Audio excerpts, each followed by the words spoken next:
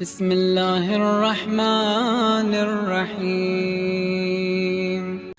عزیزان محترم، ہماری گفتگو چونکہ آپ دیکھیں غیبت کی دلیل کے بارے میں ہو رہی ہے کہ ہم وجود امام کے اوپر قرآنی دلائل پیش کریں کہ امام علیہ السلام جو امام حسن عسکری علیہ السلام کے فرزند ارجمند ہیں، ان کے وجود پر دلیل قائم کرنی ہے، اور وہ بھی قرآن کریم سے، کہ قرآن کریم کی آیات سے ہمیں بات معلوم ہو جائے کہ ہر دور میں ایک نہ ایک ذات کا ہونا، موجود ہونا ضروری ہے جو حجت خدا ہو۔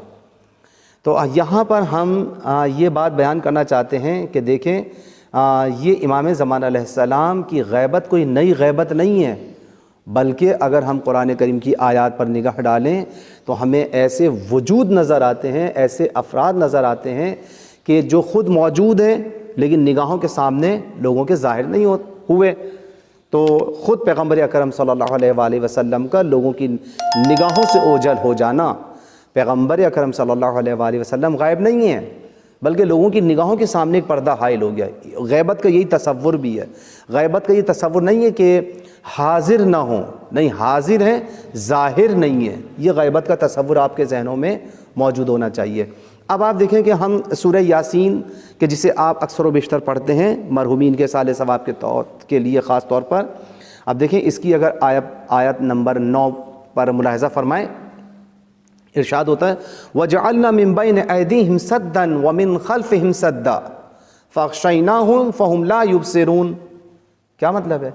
اور ہم نے ایک دیوار ان کے سامنے اور ایک دیوار ان کے پیچھے بنا دی ہے اور ان کی آنکھوں پر پردہ ڈال دیا ہے۔ بات واضح ہو رہی ہے؟ ہم نے ایک دیوار ان کے سامنے بنا دی اور ایک دیوار ان کے پیچھے بنا دی اور ان کی آنکھوں پر پردہ ڈال دیا۔ آپ دیکھیں کہ ایک ایک دیوار بنا دیا آگے پیچھے اور پردہ آنکھوں پہ بھی ڈال دیا ہے کہ وہ کچھ نہیں دیکھ سکتے۔ اب آپ دیکھیں کہ امام کی غیبت کے اوپر گفتگو خود بخود یہاں سے ثابت ہو جائے گی۔ سورہ یاسین کی آپ آیات پڑھتے ہیں، آپ نے اس طریقے سے، اس انداز سے کبھی اس پر غور نہیں کیا ہوگا کہ ہم کبھی اس آیت کو امام زمانہ علیہ السلام کی غیبت کی دلیل بھی بنا سکتے ہیں، اس کے دلیل کے طور پر پیش کر سکتے ہیں۔ آپ دیکھیں کہ پروردگار عالم نے نبی اکرم صلی اللہ علیہ وآلہ وسلم کو وہاں سے غائب نہیں کیا ہے، پیغمبر حاضر ہیں، لوگوں کی نگاہوں کے سامنے نہیں آ پا رہے ہیں، لوگ نہیں دیکھ پا رہے انہیں، موجود ہیں خود، اس لیے کہا کہ ان کے سامنے ایک دیوار کھڑی کر دی اور ایک پیچھے دیوار کھڑی کر دی، کسی نے وہ دیوار بھی نہیں دیکھی تھی۔ تو آپ دیکھیں کہ جو خداوند عالم ان دیواروں کو پوشیدہ رکھ سکتا ہے، کیا وہ اپنے پیغمبر کو پوشیدہ نہیں رکھ سکتا؟ کیا وہ اپنی حجت کو پوشیدہ نہیں رکھ سکتا؟ اور اس نے ان دیواروں کو بھی پوشیدہ رکھا اور ان دیواروں کے پس پردہ اپنی حجت یعنی پیغمبر اکرم صلی اللہ علیہ وآلہ وسلم کو بھی پردے میں رکھا۔ تو جو خداوند عالم، مقصد یہ ہے، توجہ رکھیے گا کہ موضوع یہ نہیں ہے کہ پیغمبر اکرم صلی اللہ علیہ وآلہ وسلم کو لوگوں کی نگاہوں سے چھپانا ہے، موضوع یہ ہے کہ اپنی حجت کو دشمنوں کے شر سے بچانے کے لیے ان کی نگاہوں سے پوشیدہ رکھنا ہے۔ تو آپ یہ دیکھیں کہ پروردگار عالم نے پیغمبر اکرم صلی اللہ علیہ وآلہ وسلم کو اس طرح سے دشمنوں کی نگاہوں سے محفوظ رکھا کہ ان کے سامنے بھی ایک دیوار کھڑی کر دی، ان کے پیچھے بھی ایک دیوار کھڑی ہو گئی اور ان کی آنکھوں پر پردہ ڈال دیا کہ وہ کچھ دیکھتے نہیں ہیں۔ مفسرین یہاں پر آپ توجہ فرمائیں، ابن عباس سے نقل کرتے ہیں، شیعہ سنی دونوں مفسرین نے اس سلسلے میں روایات کو نقل کیا ہے کہ قریش جب نبی اکرم صلی اللہ علیہ وآلہ وسلم کو ختم کرنے کے ارادے سے آپ کے در خانہ رسالت پر جمع ہوئے، تو حضرت جس وقت اپنے گھر سے باہر تشریف لائے تو آپ نے ان کی طرف خاک پھینک دی، ایک مٹھی خاک اٹھائی اور خاک اٹھا کر پھینک دی، جس کی وجہ سے وہ لوگ سرکار انبیاء کو دیکھ نہیں سکتے تھے۔ توجہ کیجیے گا، یہ روایت مجموع البیان نے نقل کی ہے، شیعہ روایات۔ اسی طرح سے آپ یہ دیکھیں، ابن عباس کہتے ہیں کہ قریش نے جمع ہو کر اس وقت کہا کہ جیسے ہی محمد صلی اللہ علیہ وآلہ وسلم نظر آئیں، ہم سب مل کر یک بارگی ایک دم ان پر حملہ کر دیں گے اور ان کے سامنے آ کے کھڑے ہو جائیں گے اور ایک دم ان پر حملہ آور ہو جائیں گے۔ تو لیکن پروردگار عالم نے کیا کیا؟ ایک دیوار ان کے سامنے، ایک دیوار ان کے پیچھے کھڑی کر دی اور ان کی آنکھوں پر پردہ ڈال دیا۔ لیکن دیکھیں جب رسول اکرم صلی اللہ علیہ وآلہ وسلم باہر نکلے تو اس وقت پروردگار عالم نے لوگوں کے سامنے اور ان کے آگے پیچھے ایسی دیواریں کھڑی کر دیں جن کی وجہ سے وہ نبی اکرم صلی اللہ علیہ وآلہ وسلم کو نہیں دیکھ سکے۔ حضرت نے نماز پڑھی اور نماز پڑھ کر ان کی طرف چلے اور آپ نے کچھ خاک اٹھا کر ان کی طرف پھینک دی، ان کے سروں کی طرف پھینکی، تو وہ حضور کو دیکھ نہیں پا رہے تھے۔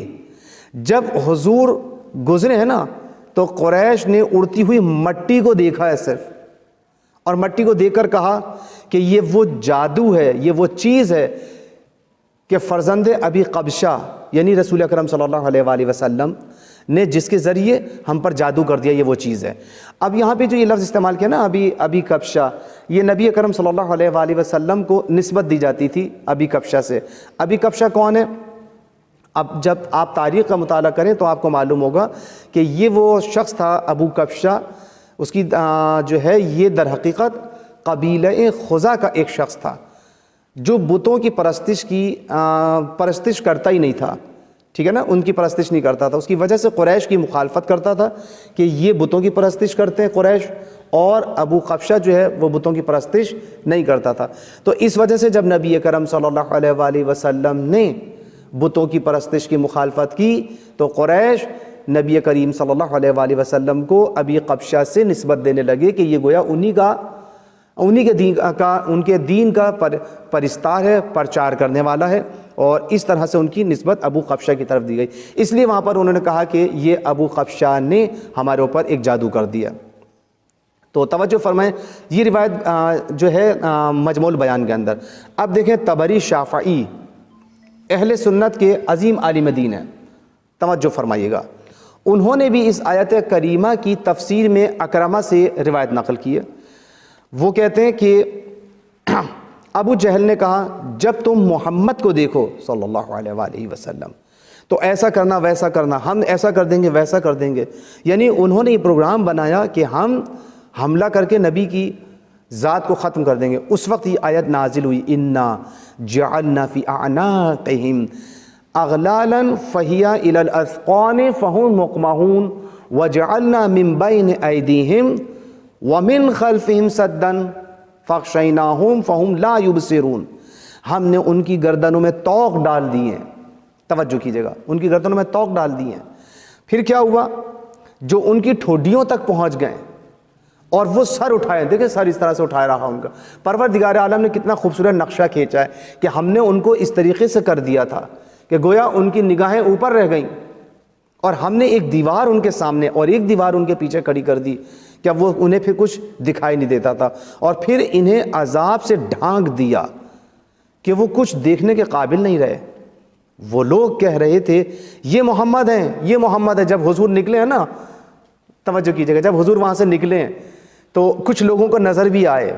یہ بھی خدا کا ایک انتظام تھا کہ دیکھیں غیبت کا یہی مفہوم ہے کہ پروردگار عالم جسے چاہتا ہے، اگر دیکھیں حضور غائب ہوتے اس معنی میں کہ ہیں ہی نہیں، وجود ہی نہیں ہے، تو پھر چند کو نظر آتے اور چند کو نظر نہ آتے، ایسا نہیں تھا۔ اب آپ دیکھیں یہ روایت خود اہل سنت کی روایت ہے، طبری شافعی نے اس کو نقل کیا ہے، توجہ فرمائی آپ نے، کہ کچھ کو نظر آئے ہیں حضور، تبھی تو وہ کہہ رہے تھے کہ یہ محمد ہے، یہ محمد ہے۔ اس کا مطلب ہے غیبت اسی چیز کا نام ہے کہ پروردگار عالم جس کی نگاہوں سے چاہے پردہ ہٹا دے اسے وہ وجود نظر آنے لگتا ہے، اور بعض کو نہیں، اور جس سے چاہتا ہے اسے چھپا کے رکھتا ہے۔ تو اب آپ دیکھیں آواز دی یہ محمد ہیں، جبکہ ابو جہل کہہ رہا تھا کہاں ہیں کہاں ہیں کہاں ہیں۔ آپ نے دیکھا ابو جہل کو نہیں نظر آ رہے، لیکن بعض افراد کو نظر آئے۔ وہ حضور سرور کائنات کو نہیں دیکھ پا رہا تھا، توجہ فرمائی آپ نے۔ بس یہ آیت خود اس بات کی دلیل ہے کہ ایک ہی وقت کے اندر ایک وجود بعض افراد کو نظر آئے اور بعض افراد کو نظر نہیں آئے۔ تو یہ اس آیت سے بات ثابت ہو جاتی ہے کہ بہرحال پروردگار عالم نے امام زمانہ علیہ السلام کے لیے یہ کوئی غیبت نئی چیز نہیں ہے، یا غیبت کا مفہوم کوئی نیا نہیں ہے، بلکہ غیبت کا مطلب یہی ہے کہ وجود موجود ہوتا ہے لیکن دیکھنے والے اسے نہیں دیکھ پا رہے ہوتے۔ پروردگار عالم اپنی مصلحت اور مشیت کے مطابق لوگوں کی نگاہوں پر پردہ ڈال دیتا ہے، اور جسے چاہتا ہے دکھا دیتا ہے اور جس سے چاہتا ہے اسے چھپا دیتا ہے۔ یہ غیبت کا مفہوم ہے، اور یہ غیبت کے لیے ایک بہترین دلیل ہے ہمارے پاس۔